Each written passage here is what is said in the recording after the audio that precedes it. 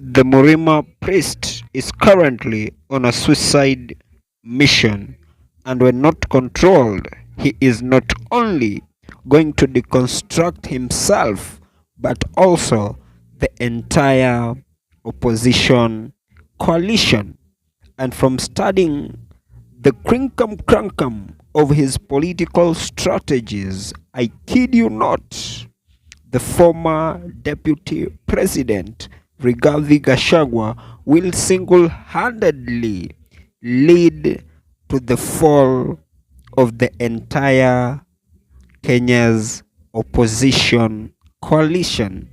Listen, the former deputy president, being a man who makes decisions based on emotions, his recent and past actions give credence as to why he is not in any way a team player but a man who is very emotional and self-antagonizing, and to some extent he seems to be a man who is self-centered.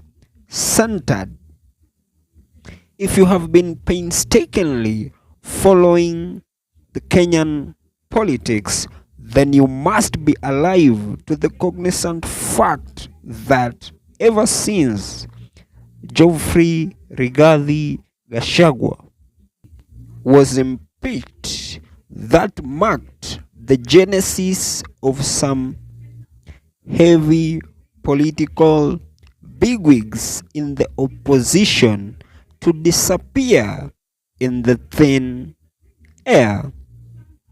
And the detriments of the disappearance of these leaders, like people like Jeremiah Kioni and people like Ngonjeri Wambugu, if I am just to mention but a few, I kid you not, that led them to stop attacking President William Samoei Ruto's led government.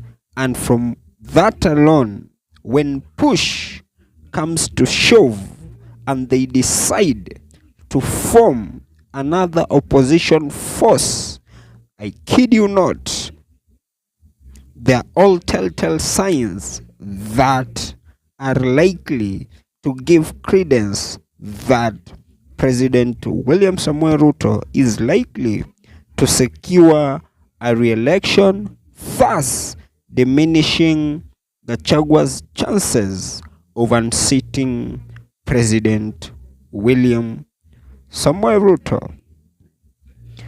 Essentially, lest you forget that people like Ngunjiri Wambugu and Gathoni Wamuchomba were very vibrant and vocal to an extent that they were the only de facto members of the status quo to whom had decided to realign their interests pro the people.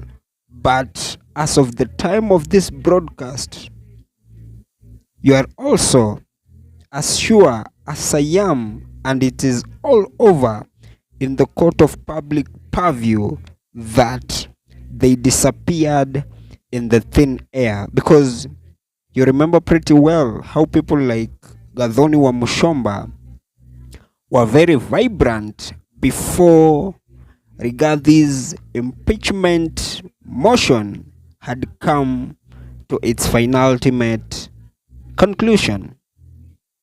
But immediately when he was fully impeached, then he took over the opposition mantle, and that forced people like Gathoni Wamuchomba and other kina Jeremiah Kioni disappear in the thin air.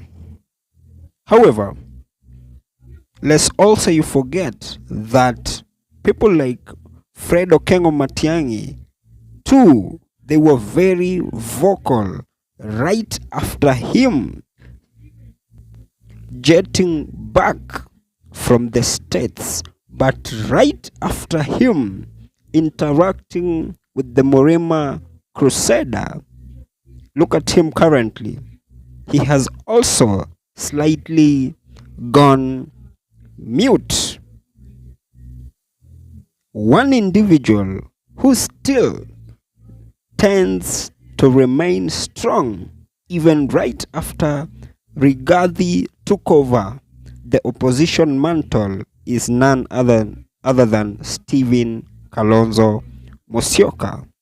And he too, if he is not keen enough, from where I sit, I honestly see a string of possibilities that Gachagua is likely to shut his star down,